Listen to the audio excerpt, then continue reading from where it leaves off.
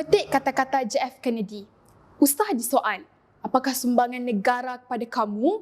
Tetapi soal, apakah sumbangan kamu kepada negara? Bismillahirrahmanirrahim. Assalamualaikum dan salam sejahtera.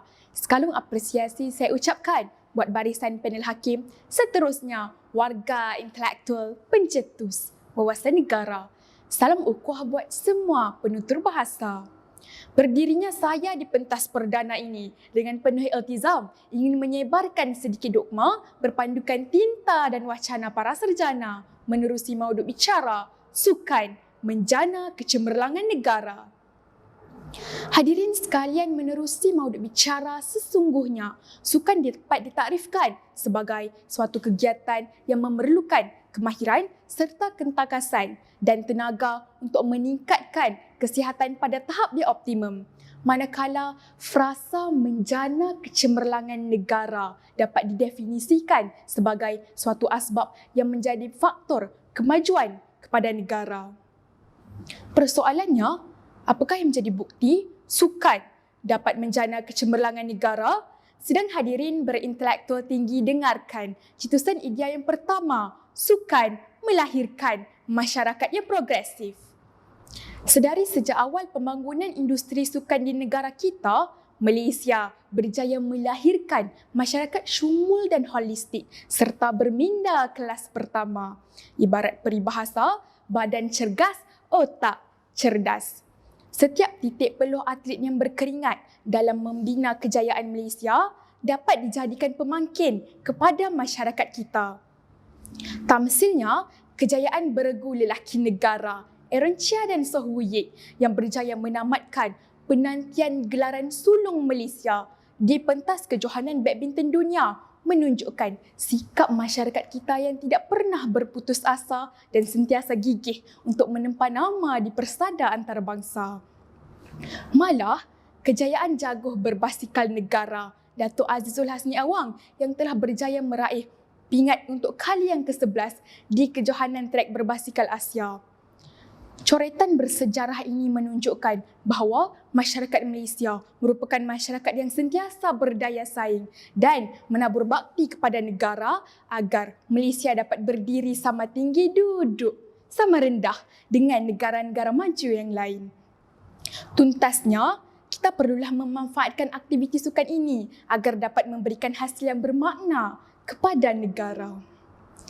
Sedang hadirin dekat di hati, indikator saya yang seterusnya, sukan medium perpaduan antara kaum. Kejayaan yang dicapai melalui aktiviti sukan terbukti dapat meningkatkan hubungan antara masyarakat tanpa mengira agama, budaya maupun warna kulit demi membina sebuah negara yang kukuh dengan ikatan perpaduan yang kukuh dan teguh. Kita lihat sahaja apabila Harimau Malaya ganas membaham pasukan lawan di padang, rakyat kita bersatu menyokong dengan satu citra agar Malaysia memenangi perlawanan tersebut. Ucapan tahniah dan sokongan yang dipamerkan tanda bersatunya jiwa bangsa kita. Malah bukan itu sahaja, usaha pihak kerajaan dalam meningkatkan integrasi nasional dalam kalangan pelajar telah dilaksanakan melalui pengenalan dasar satu murid, satu sukan.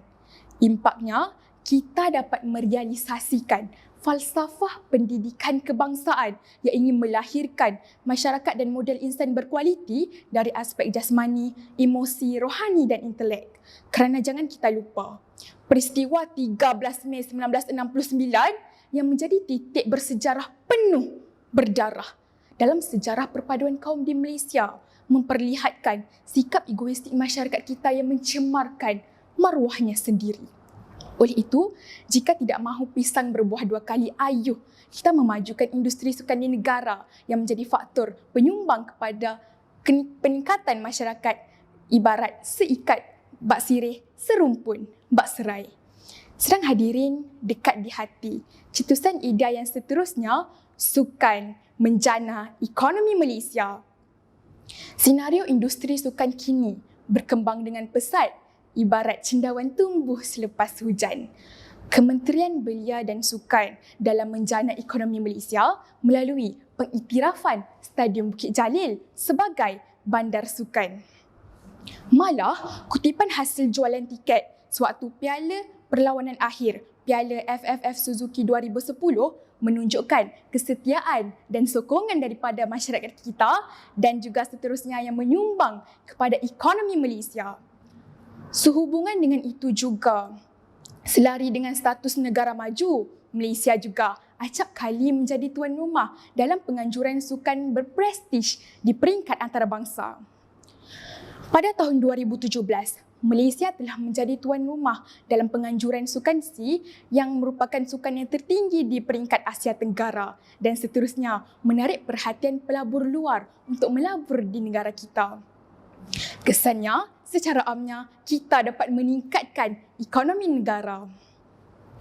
Sudah terang lagi bersuluh menunjukkan melalui pembangunan sektor industri sukan ini, kita dapat meningkatkan ekonomi negara agar lebih kukuh dan stabil.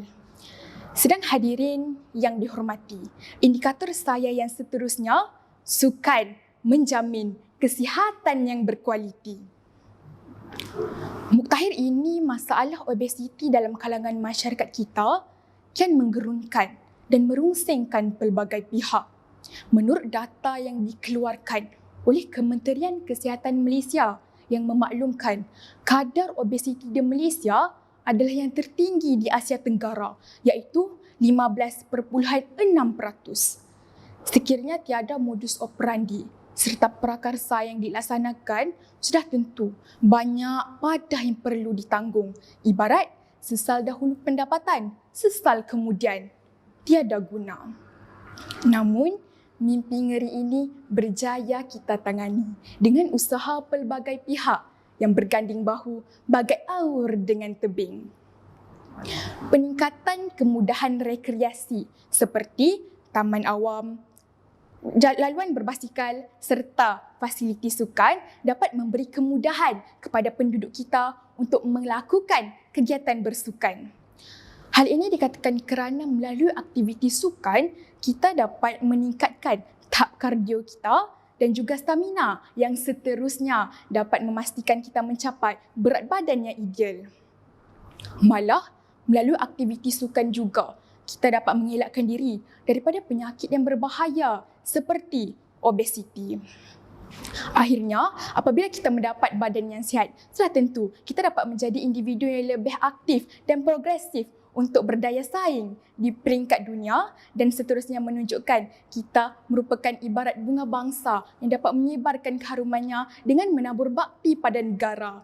Bertepatan dengan peribahasa, sediakan payung sebelum hujan, maka dengan melalui aktiviti sukan ini dapat menjadi faktor yang menyumbang kepada kebahagiaan dalam kehidupan kita dan juga sebagai tanda kita sebagai hamba yang mensyukuri nikmat yang diberikan oleh pencipta. Sedang hadirin sekalian, sebagai rangkumannya, sekiranya sukan ini dapat diimplementasikan dengan tepat, dapat menabur bakti kepada individu, masyarakat dan juga negara. Sebagai rakyat Malaysia yang mengimpikan kemakmuran dan kesejahteraan rakyatnya, ayuh kita berganding bahu dalam memajukan sektor industri sukan di negara kita.